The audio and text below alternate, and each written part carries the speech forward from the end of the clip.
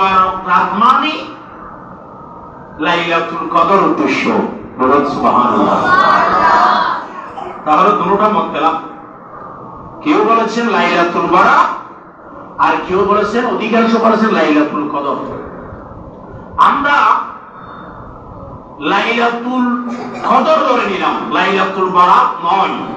কারণ তাফসীর এই যে ইন্না, আবার আয়াতে আমার আল্লাহ বলতেছেন ইন্না আনজালনাহু ফি লাইলাতুল কদর, যখন স্পষ্ট করে দিয়েছে তাহলে বুঝে গেল এটা বরকতময় রাত দ্বারা উদ্দেশ্য হচ্ছে লাইলাতুল কদর। জোরে বলুন না সুবহানাল্লাহ।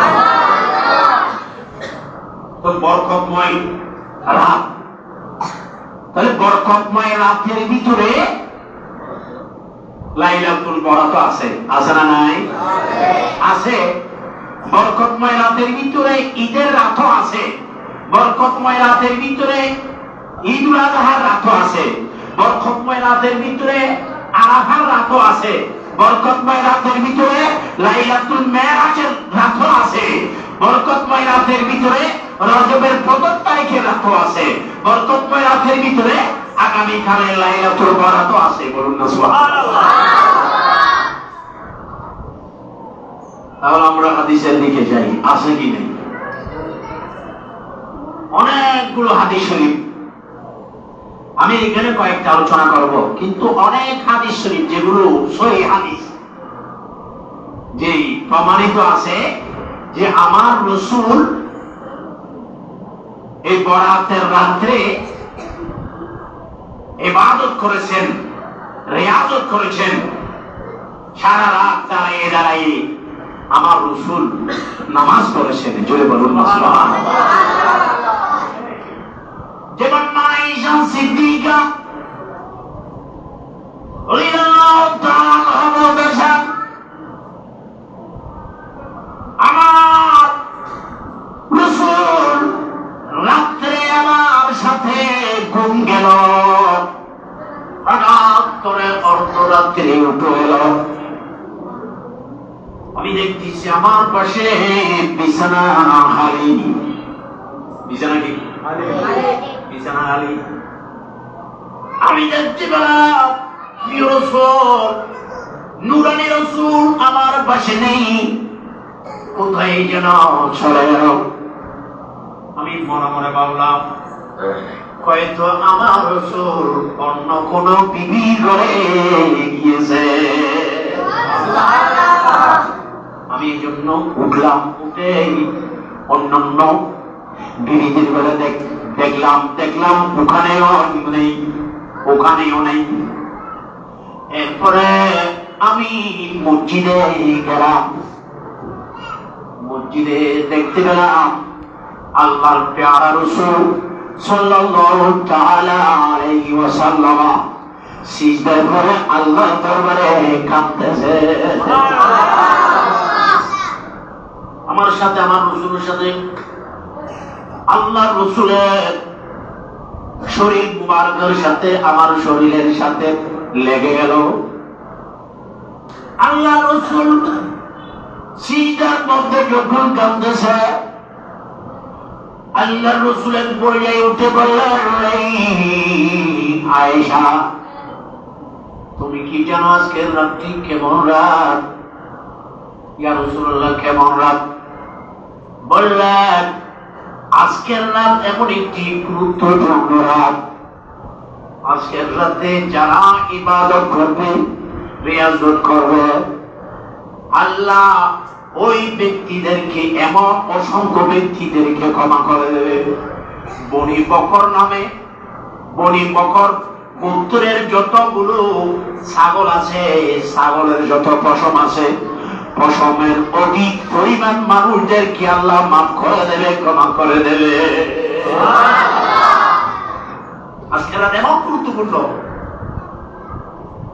আজকের রাত এমন একটি রাত, মহান রব্বে কায়নাত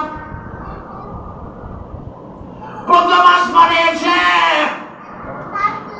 আল্লাহর শান অনুযায়ী, আল্লাহ তো চলে না, বসে না, ঘুম যায় না, আল্লাহ কেমন ভাবে আছে? আল্লাহর শান অনুযায়ী আল্লাহর আশা যেই রকম সেই রকম। প্রথম আসমানে তজল্লি দেয় সূর্য ডুবার পর থেকে ফজর পর্যন্ত ডাকতে থাকে, এই আমার বান্দারা, তোমার মধ্যে এমন কেউ আছে কি রিজিক লাগবে? আমি আল্লাহ তোমাদেরকে রিজিক দেব। তোমাদের মধ্যে এমন কেউ আছো কি তোমাদের রোগ আছে, জটিল কঠিন রোগ আছে, আমি আল্লাহ তোমাদেরকে জটিল কঠিন রোগ থেকে আরোগ্য প্রদান করব। তোমাদের মধ্যে এমন কেউ আছো কি যাদের কোন হাজত আছে, প্রয়োজন আছে, আমি আল্লাহ জিয়াপত ঘোষণা করলাম আজকের এই শবে বরাতের রাত্রে সূর্য ডুবার পর থেকে ফজর পর্যন্ত আমি আল্লাহর পক্ষ থেকে তোমাদেরকে আহ্বান করতেছি, যেটাই চাও এটা আমি আল্লাহ তোমাদেরকে দান করব।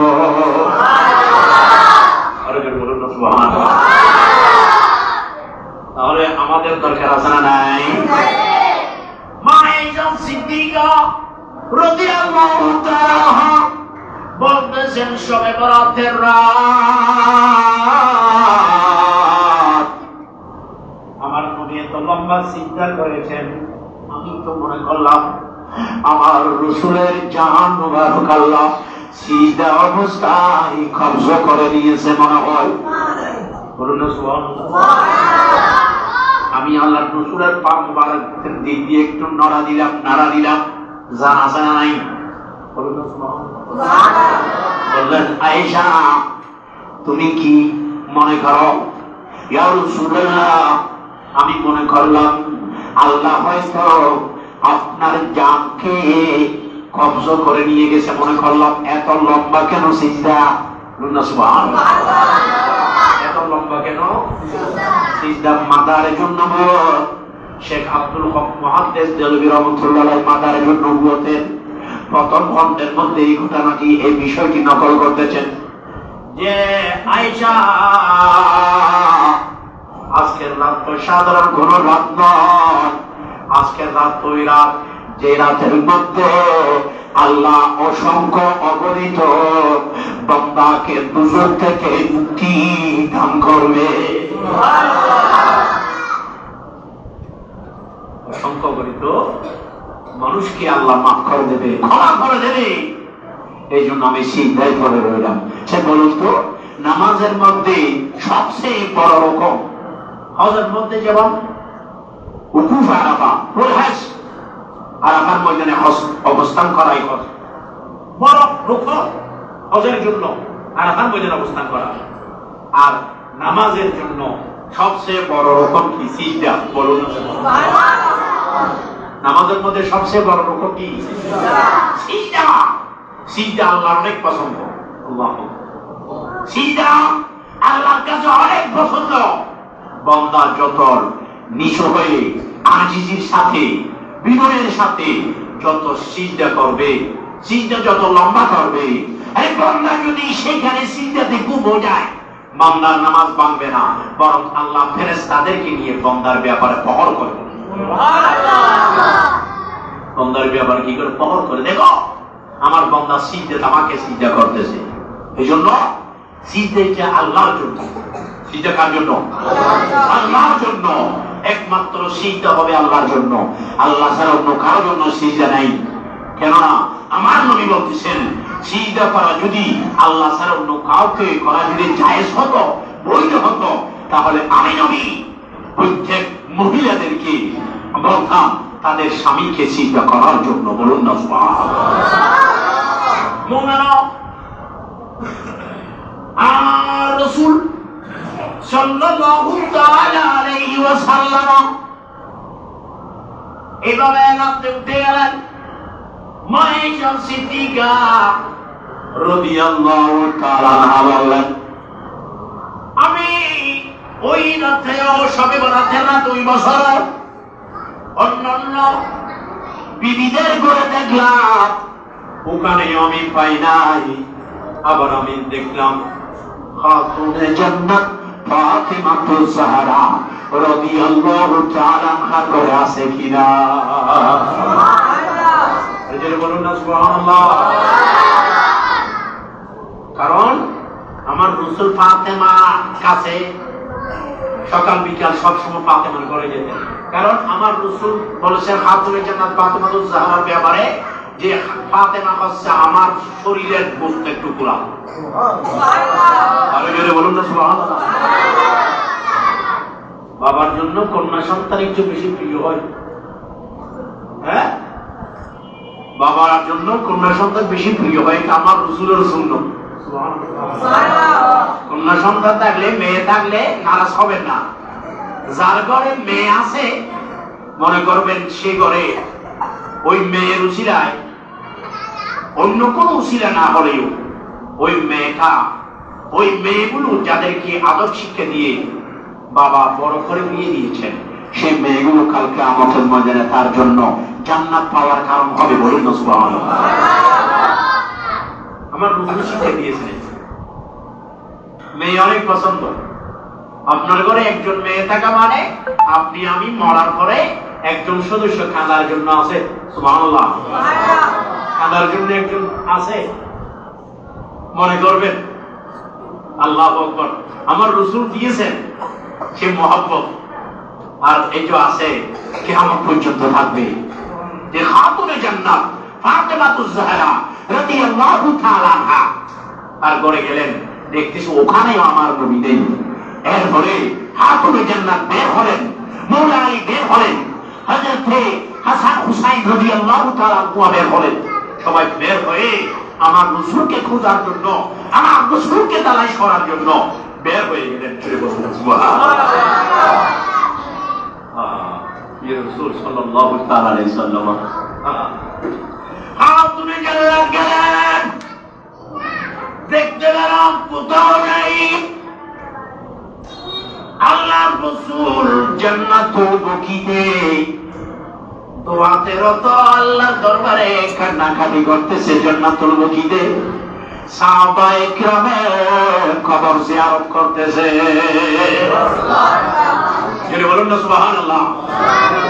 জান্নাতুল বাকিতে, জান্নাতুল বাকিতে কি করতেছে? আমার রাসূল জিয়ারত করতেছে। আগামীকাল জিয়ারত করা বাপ দাদা সদ্য গোষ্ঠী যারা আমাদের মুওয়ারিসগণ দুনিয়াতে চলে গিয়েছেন তাদের কবর জিয়ারত করা সুন্নাত। বলুন না সুবহানাল্লাহ। আমার রাসূল কান্নাকাটি করতেছে।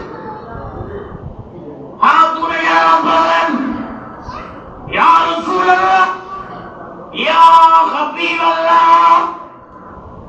কোন দুশমনে আপনাকে কি কষ্ট দিয়েছে না? ইয়া রাসূলুল্লাহ, ইয়া হাবিবাল্লাহ। আমার রাসূলের মেয়ে বলো আওয়াজ কি ইয়া রাসূলুল্লাহ? বলুন না সুবহানাল্লাহ।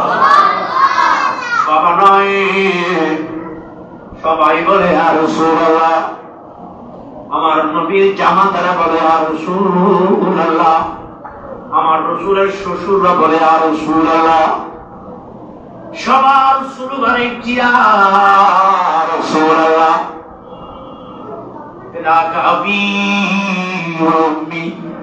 আমার মা বাবা আপনি নবীর উপর কুরবান। এখানে সাহাবায়ে কেরামের আমার রাসূলের সাথে কথা বলার আদব কি দেখছেন? আমার রাসূলের সাথে কথা বলার আদব দেখছেন? ফিদাক আবি ওয়া উম্মি, আমার মা বাবা আপনার উপর কুরবান। আর এই যুগের কিছু আহাজারি, এই যুগের কিছু কি আহাজারি আমার নবীকে সম্বোধন করতেছে কাউবয় রাখাল। যুগে বলুন না নাউজুবিল্লাহ। আরো যুগে বলুন না নাউজুবিল্লাহ। নবীর প্রতি আদব দেখাও, নবীর প্রতি সম্মান দেখানো, এইটা তো ঈমান।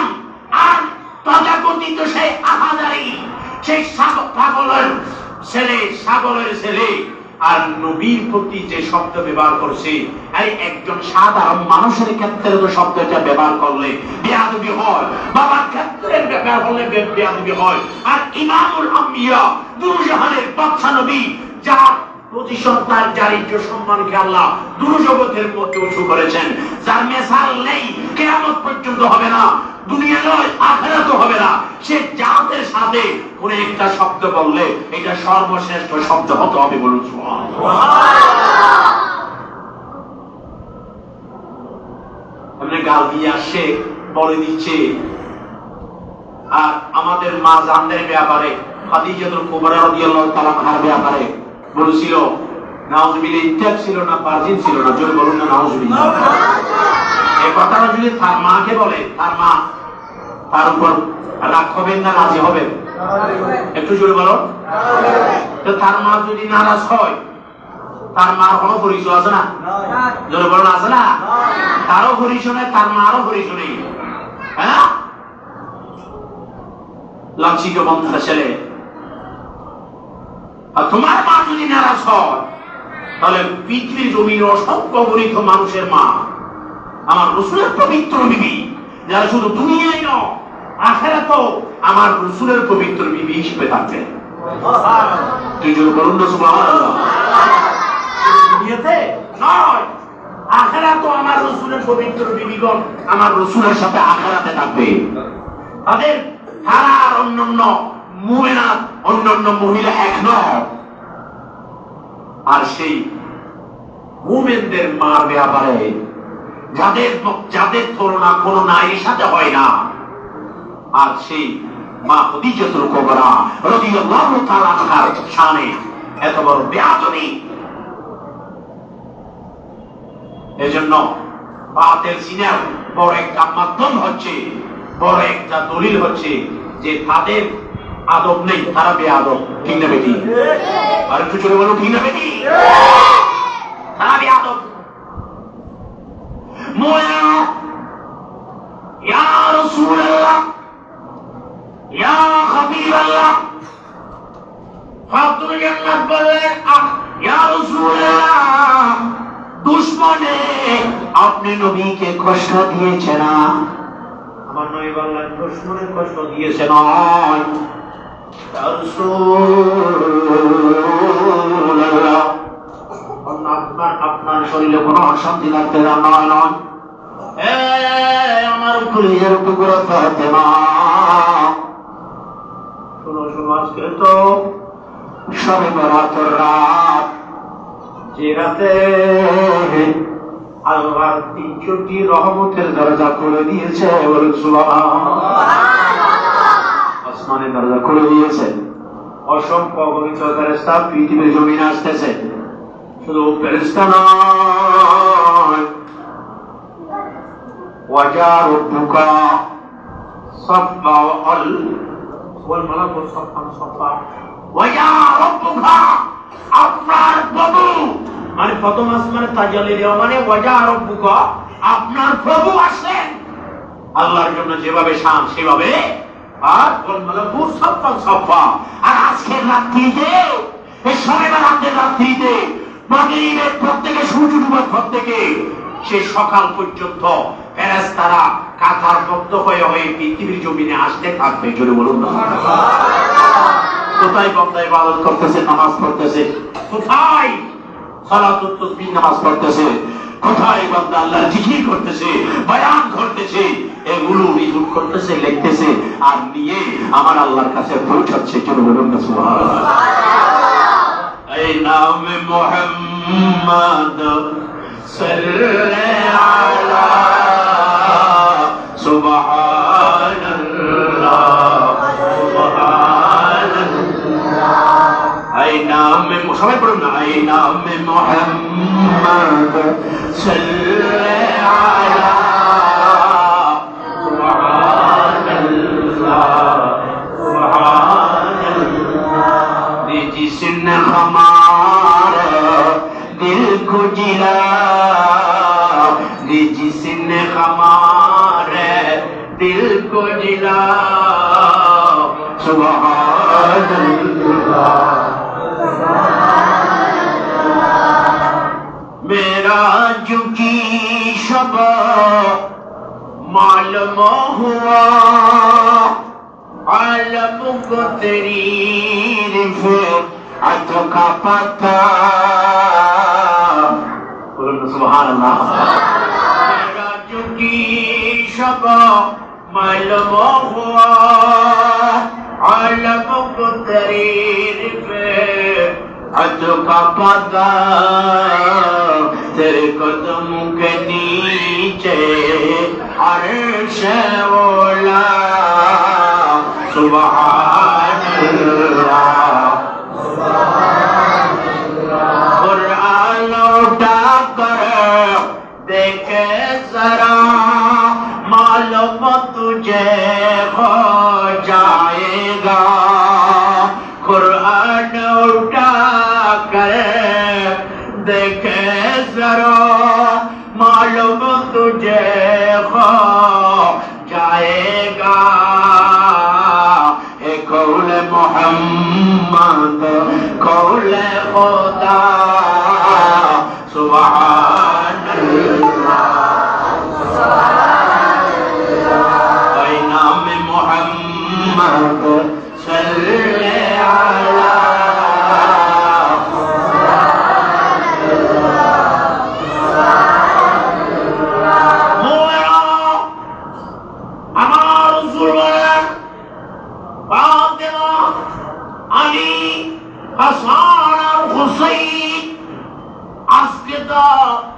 মুবারক রাত্রি অসংখ্য গরিত মানুষকে ক্ষমা করে দেবে, মাফ করে দেবে।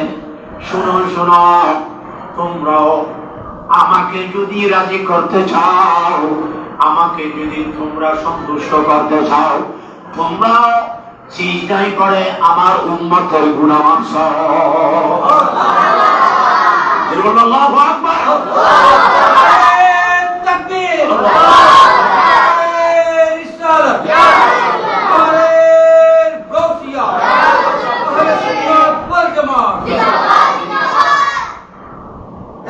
তোমরা যদি আমি নবীর খুশি চাও তাহলে তোমরাও সিজদায় পড়ো।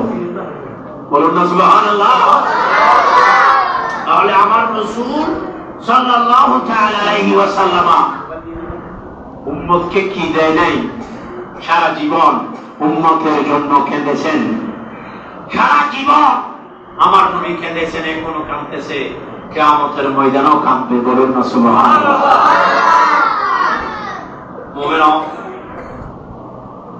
মুমিনও হযরত ঈসা আলাইহিস সালাম একদিন সফর করতেছেন, পাহাড়ে উঁচুতে সফর করতেছে। করতে করতে যখন অনেক উপরে চলে গেল, হঠাৎ করে দেখতে পেলেন ডুবের চেয়েও বেশি সাদা একটি পাথর। সুবহানাল্লাহ। পাথরটি বেশি সুন্দর, ডুবের চেয়েও বেশি সাদা। আশ্চর্য হলেন, এইরকম সুন্দর পাথর কেমনে থাকে? আমার আল্লাহর পক্ষ থেকে হচ্ছে, ঈসা এত সুন্দর পাথর দেখে তুমি আশ্চর্য হয়েছ। ঈসা, তুমি এর চেয়ে বেশি আশ্চর্যজনক বিষয় দেখতে চাও কিনা? আল্লাহ, আমি চাই। সাথে সাথে আল্লাহর হুকুমে ওই পাথরটি দুই ভাগ হয়ে গেল। সুবহানাল্লাহ। ওই পাথরটি দুই ভাগ হয়ে ওখান থেকে একজন বৃদ্ধ মানুষ বের হলো। দাড়িগুলো সাদা, চুলগুলো সাদা, হাতের মধ্যে একটা তসবিহ আছে, সামনে একটি আঙ্গুর গাছ আছে, সেই আঙ্গুর গাছে আঙ্গুর ধরেছে এবং একটা ঝর্ণা দেখতে পেল। আপনি আপনি এখানে কোথায় থেকে? হয়তো আপনার মাথা বেশি বড় ফজিলতময় মানুষ পৃথিবীর জমিন নাই। আপনি কতদিন যাবত এখানে ইবাদত করতেছেন? বললেন, আমি এই পাথরের ভিতরে ৬০০ বছর যাবত ইবাদত করতেছি। বলুন সুবহানাল্লাহ। কয়শো বছর? ৬০০ বছর। আমাদের ইবাদত তো ঘুমও আছে, দুনিয়াতে অনেক কাজ আছে, কিন্তু ওনার এগুলো কিছু ছিল না, কারণ ওনার কাছে কোনো হাজত নাই। সবাই আমাদের ইবাদতের মধ্যে দুনিয়াতে অনেক কাজ থাকে, উনি 600 বছর ইবাদত করেছেন যেখানে মানুষের কোনো হাত যেভাবে হাজত হয়ে গেল কোনো হাজত নেই।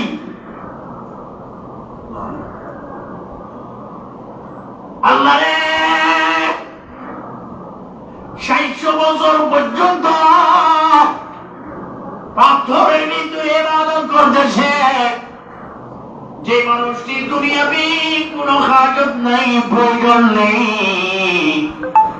ও আল্লাহ, ওনার মতো বুজুর্গ নয়, বুজুর্গ মানুষ পৃথিবীর জমিয়ে নেই হয়তো। বললে আমার আল্লাহ সে জমানার উম্মতের যারা আমার মাহবুবের উম্মত হবে, যারা আমার মাহবুবের উম্মত হবে, আমার মাহবুবের উম্মতের মধ্যে কোন উম্মত যদি ওই শবে বরাতের রাত্রে যদি ইবাদত করে, পরের দিন যদি রোজা রাখে, আমি আল্লাহ আমার মাহবুবের ওই উম্মতকে এ ব্যক্তির 600 বছরের ইবাদতে সে বেশি সওয়াব দেব।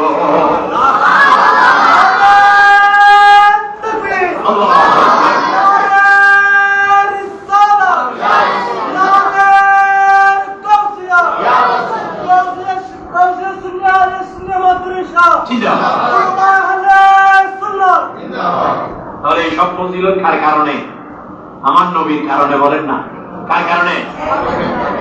ফজিলত বড়ি হ্যায় দরে মুস্তাফা কি, সুবহানাল্লাহ, বরসতি হ্যায় উস দর पे रहमत खुदा की।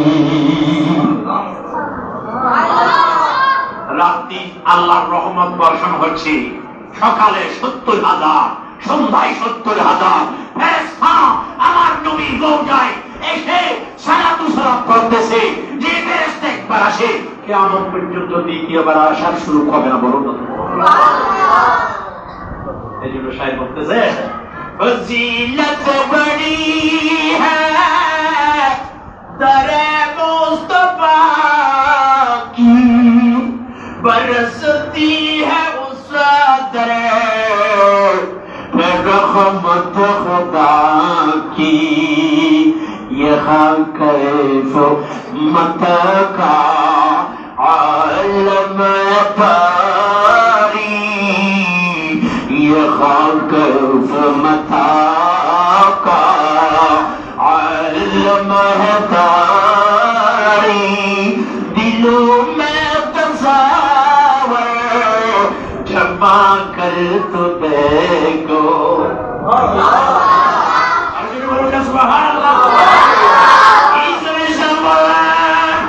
আমি যদি রসুল না হয়ে, অথচ ঈসা আলাইহিস সালাম জলিলুল কদর রসুল, ঈসা আলাইহিস সালাম বললেন আমি রসুল না হয়ে যদি ওই আখিরি জামানার নবী উম্মত হতাম, আমি আরো বেশি সৌভাগ্যবান হতাম। আমার আল্লাহ বললেন আয়েশা ঠিক আছে ঠিক আছে, আপনার আরজি কবুল করলাম, সর্বশেষ কিয়ামতের আগে আপনিও আমার মাহবুবের উম্মত হয়ে দুনিয়ার জমিনে আগমন করবেন। বলুন না সুবহানাল্লাহ। আর এখন আপনি কোথায়? দ্বিতীয় আসমানে থাকেন, আর আমার নবীর উম্মত হিসাবে দুনিয়াতে আবার আসবেন। জোরে বলুন না সুবহানাল্লাহ। আল্লাহু আকবার বলে। সেই নবীর উম্মত হওয়ার জন্য আমরা তো বলি নাই, তারপরে যে আল্লাহ সে নবীর উম্মত করেছে, এটা আমার জন্য এর চেয়ে বড় খুশনসিব আর আছে না? আল্লাহু আকবার। মুমিনও এই জন্য আমার আল্লাহ হযরত বলতেছেন নিমতে বাত তাকিস সমুদ্রবতী নগা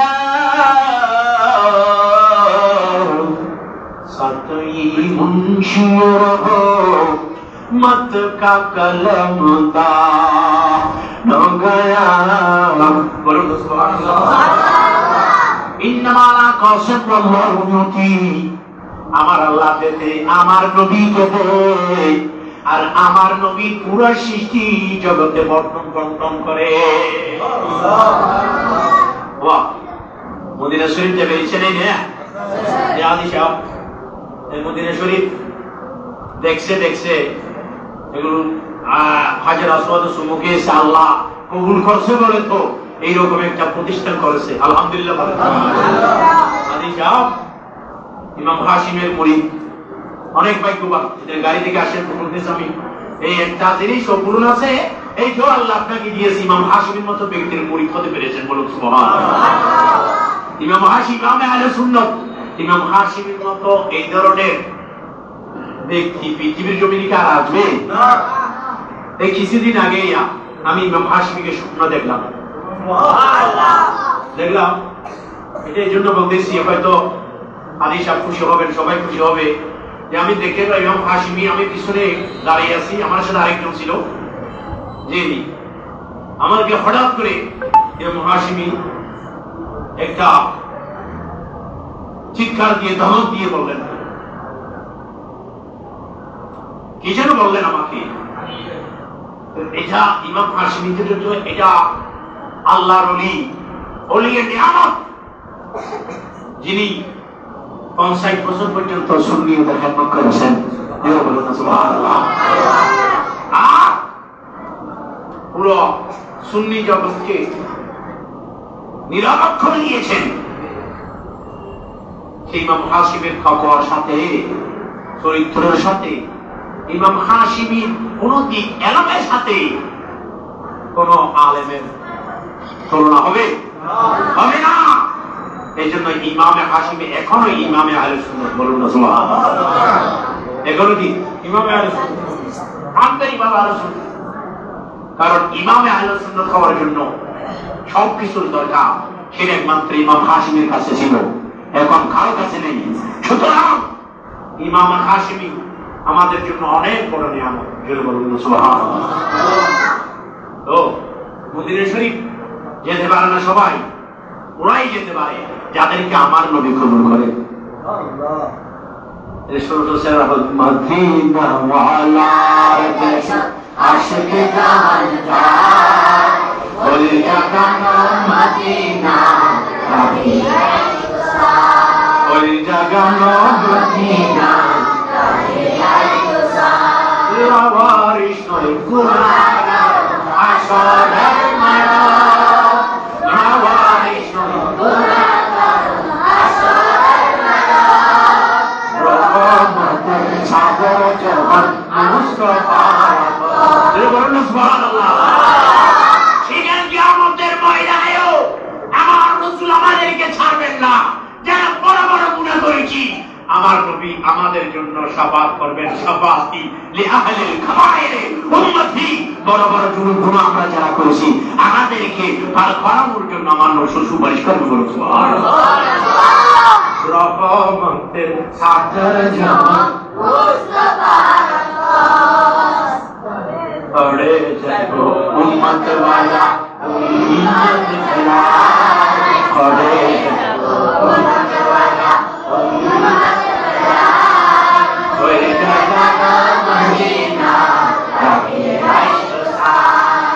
জাগানো মদিনা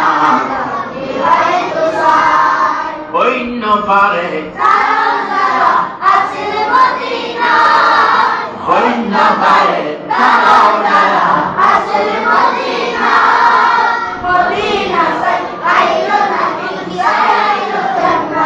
আমার রাসূলের রওজা দেখে আশা মানে জান্নাত দেখে আসা বলুন না সুবহানাল্লাহ মা বাইনা মিম্বরি ওয়া মিম্মা বাইনা বাইতু মিম্বরি যত মিরিয়াদুল জান্নাত যে আমার রাসূলের সেই মিম্বার আমার রাসূলের ঘরে এবং মিম্বারের মাঝখানে যেই জায়গা এইটা জান্নাতের টুকরা সময়ের একটা টুকরা সুবহানাল্লাহ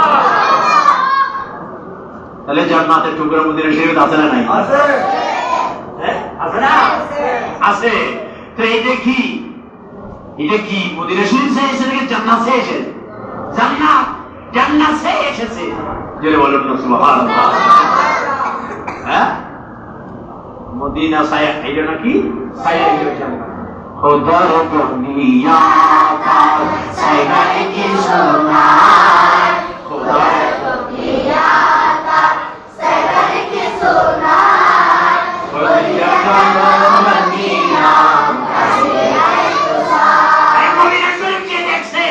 তার জন্য কোনো কিছু দেখতে হবে না তার সবকিছু দেখা হয়ে গেছে তার জন্য বেড়া পার আল্লাহ আমাদের সবাইকে নসিব করুক আমিন বলেন আমাদের সবাইকে আল্লাহ একবার হলে ওখানে কাবা তওয়াফ করা মদিনায় মুনাওয়ারা জিয়ারত করার আল্লাহ তৌফিক দান করুন আল্লাহুম্মা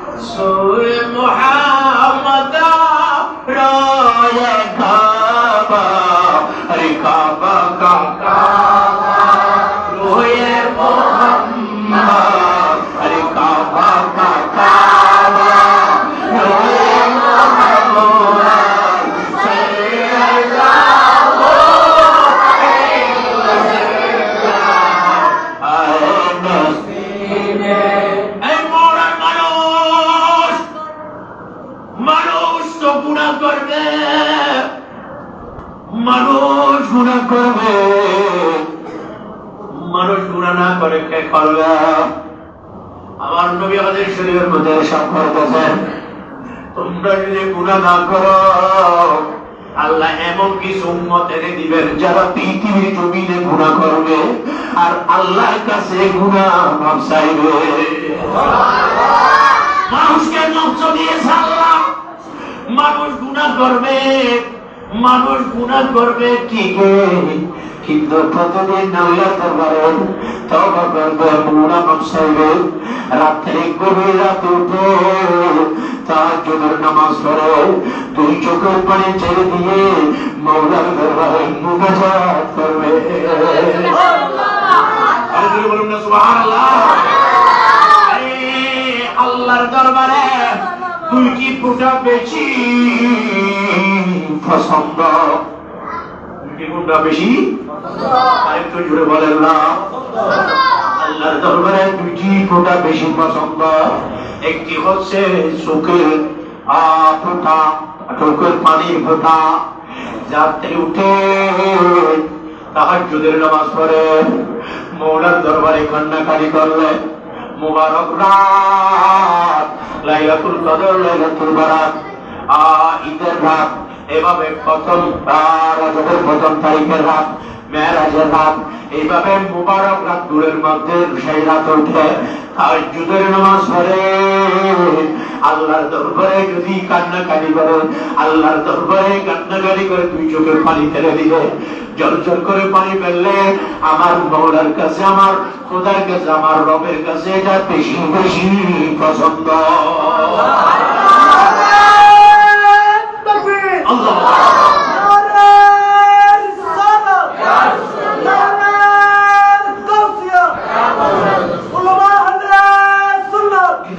বলছে আসবে সুনিয়া মাদ্রাসা। মোমেনা সৃষ্টি ঘুম যায়, মানুষ ঘুম যায়, পশু পাখি ঘুম যায়, রাত শেষ ভাগে উঠে আল্লাহ কেমন পছন্দ লাগে, আল্লাহ কেমন পছন্দ লাগে বন্দার এই কাজ যে বন্দার সুন্দরভাবে নামাজ পড়ার জন্য এই শীতের মধ্যে খনখনে শীতের মধ্যে উঠে উযু বানিয়ে তাহাজ্জুদের নামাজ পড়ার জন্য বন্দা দাঁড়িয়েছে। আল্লাহ বলে দেখো পশুরে ঘুম যায়, পাখিরে ঘুম যায়, অন্যান্য সৃষ্টি ঘুম যায়, গভীর রাতে কেউ না দেখে মতো আমার বন্দা উঠে উঠে মুনাজাত করে করে আমি আল্লাহর দরবারে তওবা করতেছে। আল্লাহ আমার আল্লাহর কাছে বেশি পছন্দ। আরেকটি ফোঁটা, যে রক্তের ফোঁটা, যে রক্তের ফোঁটাটা জিহাদের ময়দানে আল্লাহ দিনকে উঁচু করার জন্য, কলমা উঁচু করার জন্য জিহাদের ময়দানে শহীদ হয়েছে, সেই রক্তের ফোঁটাটা আল্লাহর দরবারে সবচেয়ে বেশি পছন্দনীয়।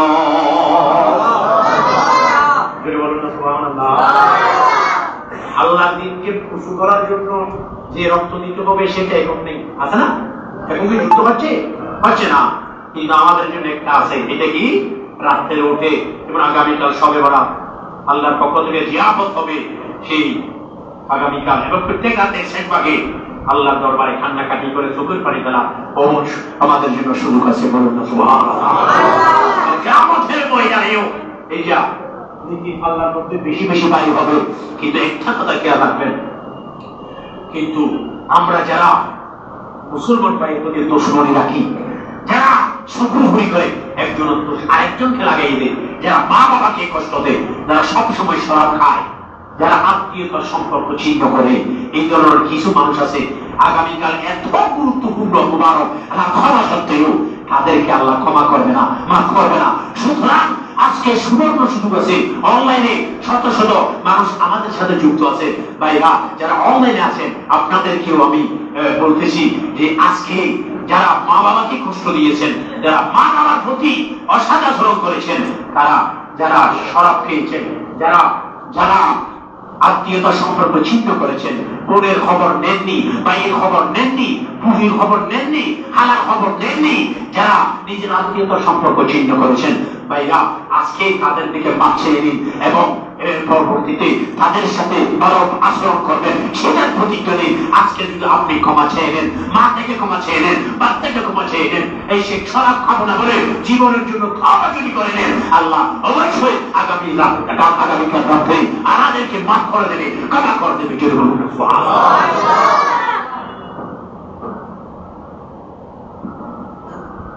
মা বাবা কত বড় সম্ভব। যারা মা বাবাকে চিনেছে, যারা মা বাবার যারা খেদমত করেছে, তারা জীবনে আজকে একটা বক্রতা করে দিয়েছে, জীবনে কখনো কষ্ট পাবে। আর আমার নবী বলতেছেন, যদি চাও তুমি দীর্ঘ হায়াত পেতে চাও, দীর্ঘ হায়াত যদি পেতে চাও এবং রিজিকের প্রশস্ততা, রিজিক যদি চাও, বেশি বেশি টাকা কামানোর জন্য যদি চাও এবং তোমার বেশি হায়াত যদি চাও, তাহলে জেনে রাখো, তুমি একটা কথা জেনে রাখো, তোমার আত্মীয় স্বজনের সাথে ভালো আচরণ করবে। আজকে আমরা বেশি দিন বাঁচার জন্য কি করি? ফজরে উঠে ভালো করে হাঁটি। বেশি দিন বাঁচার জন্য আমরা অনেক কিছু থেকে সতর্ক থাকি। আরে তুমি ওইটা করো, আমার তুমি যেটা বলছেন এটা করো, এটা করলে সত্যি তোমার হায়াত বেড়ে যাবে, রিজিকের মধ্যে আল্লাহ বরকত দান করবেন। ছেড়ে বলুন না সুবহানাল্লাহ। মা বাবা যত বড় সম্পদ, আমার নবী বলতেছেন, হুমা জান্নাতুকা ওয়া নারুকা, তোমার মা বাবা তোমার জান্নাত আর জাহান্নাম। সুবহানাল্লাহ বলেন, আর যদি বলেন না সুবহানাল্লাহ। মা বাবা কত বড় জিনিস, যার নেই সে জানে। আরে কদর করো, নিয়ামতের কদর করো। মা বাবা কত বড় সম্পদ, এটা যাদের মা বাবা নেই তারা জানে কত বড় সম্ভব। আমার নবীকে একজন কিছু মানুষ এসে বলল, হুজুর একজন যুবকের ইন্তেকাল হয়েছে, কিন্তু তার কলমা ঠিক নসিব হচ্ছে না। আমার নবী বললেন, কেন কলমা কেন নসিব হচ্ছে না, কি হয়েছে? বলে তার মা আছে না? আছে। আমার রসুলকে বলা হলো আছে। তাহলে তার মাকে রাখো। বললেন, তোমার ছেলে তোমার সাথে কেমন আচরণ করতো? হুজুর আমার সাথে আমার ছেলে খারাপ আচরণ করতো। আরে তুমি যতক্ষণ তোমার ছেলেকে ক্ষমা করে দাও না, তুমি ক্ষমা করে না দাও, এখনই আমি আমার সাহাবাকে নিয়ে দেবো, তারা লাকড়ি আনবে, লাকড়ি যারা তাকে জ্বালাইয়ে ফেলবো। মা তো মা তো কি মা কি মার মতো দয়ালু আর কেউ নাই, মার মতো মহব্বত আর কেউ নাই। মা চাইলে ছেলেকে মেরে ফেলতে পারে, কিন্তু নয়, মার এত দয়া, এত মহব্বত, এত ভালোবাসা। বললেন নয়, আমার সামনে আমার ছেলেকে আগুনে জ্বালিয়ে ফেলবে, তা আমি কখনো বরদাস্ত করবো না।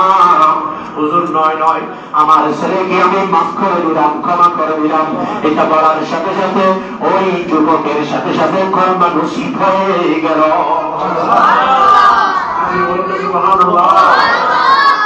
মাকে কষ্ট দেওয়ার কারণে, মানা রাস্তাটার কারণে তার ঈমান নসিব হচ্ছে না, কলমা নসিব হচ্ছে না।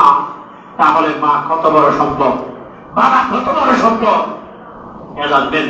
এই জন্য মুসা আলাইহিস সালামের মতো এত বড় একজন জরুরি খবর, একজন রসুলের বেহেশতের মধ্যে সঙ্গী হবে একজন হসাই, যে হসাই গোস্ত বিক্রি করে সন্ধ্যা হলে ওখান থেকে গোস্ত টুকরে কিছু নিয়ে রান্না করে, সর্বপ্রথম মাকে সে কোণা থেকে বের করে সর্বপ্রথম খাওয়াতো। আর নয় নিজের ছেলেকে ন, নিজের ভাইকে ন, অন্য কাউকে ন, আগে মাকে ভালো করে আশুদ্ধ করে খাওয়ালে আবার মাকে সেখানে আবার ঘুম পাড়াই দিত। জোরে বলুন না সুবহানাল্লাহ। মুসা আলাইহিস সালাম তো তার সাথে সফরে গেছে, একজন পাশে কিভাবে আমার জান্নাতের সঙ্গী হবে, এটা কেমন কথা? যে আমার হযরতে মুসা আলাইহিস সালাম জানতে চাইলেন, দেখতে চাইলেন, এই জিনিসটা দেখতে চাইলেন, এই জন্য যেতে যেতে চোখ করে গেলেন। আর মা দোয়া করতেছে, মা ও আমার ছেলেকে মুসা আলাইহিস সালামের সাথে জান্নাতে দাও। কিছু নয়, একমাত্র মার দোয়া না, এটা একমাত্র কার দোয়া? এটা মার দোয়া না, এটা অন্য কোনো ধারণা না।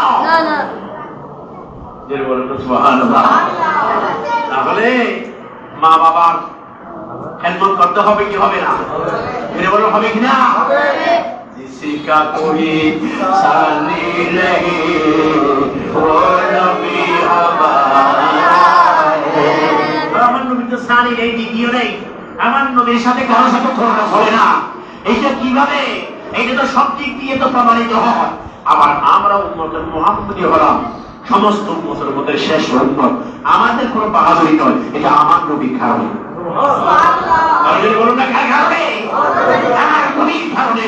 আমার নবীর কারণে আমরা সবে কদর পেয়েছি, আমার নবীর কারণে সবে বরাত পেয়েছি, আমার নবীর কারণে মেরাজ পেয়েছি, আমার নবীর কারণে আমরা সমস্ত উম্মতের মধ্যে শ্রেষ্ঠ হয়েছি, আমার নবীর কারণে সর্বপ্রথম আমরা উম্মত মুহাম্মদী সর্বপ্রথম জান্নাত পেয়ে যাবে, আমার নবীর কারণে আফদালুন নাস বা'দাল আম্বিয়া আবু বকর সিদ্দিক রাদিয়াল্লাহু তাআলা সমস্ত নবী সমস্ত উম্মতের মধ্যে শ্রেষ্ঠ।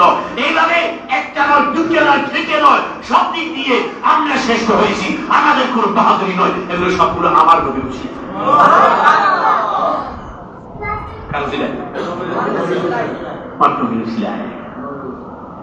নবীর মহব্বতের ভালোবাসা দরকার আছে না নাই? ভালোবাসা কিভাবে দেখাবে? এই দরদির জায়গায় শুনছো রাখি যখন তাহার স্মরণে রাখিস সদায়, তাহার স্মরণ রাখিস সদায়, সুন্নত আদায় কর। তাহার স্মরণে রাখিস সদায়, দরুদ শরীফ পড়ে। সেই নবী খেয়াল স্মরণ রাখো, দরুদ শরীফ পড়ে। রাত্রের এশারে নামাজের পরে কমপক্ষে 100 বার করে দরুদ শরীফ পড়েন। আজকে থেকে নিয়ত করতেছি মৃত্যু পর্যন্ত আমার নবীর উপর দুনিয়া যাবে, কিয়ামত হবে, আমি মরে যাই, আমি যেখানে যাই রেখো প্রতিদিন এশারের নামাজের পরে 100 বার করে আমার নবীর উপর দরুদ শরীফ পড়ব। দুনিয়ার সবকিছু কি বাদ দিয়ে সেই বাপ দুধের 2 আঙ্গুল নিচে কলবের দিকে তাকিয়ে সহ্য গুম্বদ সামনে রেখে আমার নবীর উপর 100 বার করে দরুদ শরীফ পড়ব। সারাদিন তো পড়বই, এইটা বাদ দিয়ে প্রতি রাত্রে 100 বার করে আপনি দরুদ শরীফ সবসময় পড়েন। এইটা আমার আপনার জন্য বড় একটা উসিলা হবে। এইটা আমার আপনার জন্য হয়তো একদিন আমার নবী স্বপ্ন ডুবে এসে দিদার দান করবে। দিদার লাগবে নি? লাগবে না? দিদার দরকার আছে না? আমার নবীকে স্বপ্ন ডুবে দেখলে দোজখের আগুন কি হয়ে যায়? আরাম হয়ে যায়। দোজখের আগুন কি হয়ে যায়? আমাদের আকাবেররা শেষ না, আমার আল্লাহ হযরত বলতেন আই রেজা আই রেজা हर काम कायक वक्त है। পুরোটা জীবন নবীর জন্য খানা করে দিয়েছেন। বলেছেন আল্লাহ হযরত বলতেছেন আমাকে যদি দুটো টুকরো করো, এক জায়গায় একদিকে ভাবে লা ইলাহা ইল্লাল্লাহ, অপর দিকে ভাবে মুহাম্মদুর রাসূলুল্লাহ, খানা করে দিয়েছেন। আরে নবীকে কখন দেখবো, নবীকে কখন দেখবো, নবীকে কখন দেখবো, আমার নবীকে দেখবো কিনা, আমার নবীর দিদার খাবো কিনা সাক্ষাৎ করতেছে আর নিজের মনকে সান্ত্বনা দিতে পারতেছে না। অবশেষে বলতেছে এই রেজা, নিজেকে সম্পূর্ণ করে রেজা, তুমি এত বেসাই কেন হচ্ছ, অস্থির কেন হচ্ছ? কিন্তু নবীর দিদার পাওয়ার একটা সময় আছে, যখন তুমি উপযুক্ত হবে তখন আমার নবী তোমাকে দিদার দান করবে। I Reza Har come kayak ওয়াক্ত হ্যায়। এই জন্য আল্লাহ হযরত এটা আমার জন্য আল্লাহ হযরত না, শুধু সমস্ত বাতিল ফেরকার জন্য আল্লাহ হযরত, আমার আল্লাহ হযরত। এই জন্য আল্লাহ হযরত তোদের জন্য, সেই বাতিলদের যারা গ্রুপ পেয়েছে তাদের জন্য আল্লাহ হযরত, যারা আমার নবীর দুশমন সেই বাতিলদের আকাবেররা, তারা তো বলতো যদি শুধু আশরাফ আলী থানভী বলতেছেন যদি জীবনের সুযোগ হতো 2 রাকাত নামাজ ওই আহমদ রেজা খান ফাজলে বিরলভী রহমাতুল্লাহর পেছনে পড়তাম, শুধু সুযোগ হতো আমার আল্লাহ হযরত পেছনে নামাজ পড়ার জন্য নিজে আকাঙ্ক্ষা করেছেন আর বলেছেন যে উনি আমাদেরকে কাফের বলেন ইশকে রাসূলের কারণে। যদি বলুন না সুবহানাল্লাহ, দুশমনে পর্যন্ত তা তারিফ করে, এটা হচ্ছে আমার আল্লাহ হযরত। বলুন না সুবহানাল্লাহ। বাতিল করো, বাতিল ফেরকা কোন আকাবে এই জন্য কথা বলা, এই সহজ হয়নি, বলার তৌফিক হয়নি, কিন্তু আমার আল্লাহ হযরত বলেছেন আই রেজা করো কাম কায়ক ওয়াক্ত হ্যায়। আই রেজা করো কাম কায়ক ওয়াক্ত হ্যায়, দিল কো ভি আরাম হো হি জায়েগা।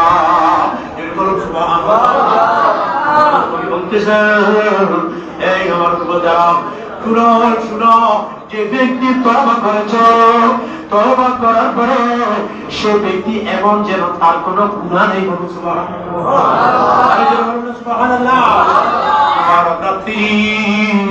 রাত্রে উঠে তওবা করি, আল্লাহর দরবারে তওবা করি। আমার নবীর তো কোনো গুনাহ ছিল না, আমার নবীর কোনো গুনাহ ছিল, আমার নবীর কোনো গুনাহ ছিল না। আমার নবী তো নবুয়তের আগেও মাসুম, নবুয়তের পরেও মাসুম।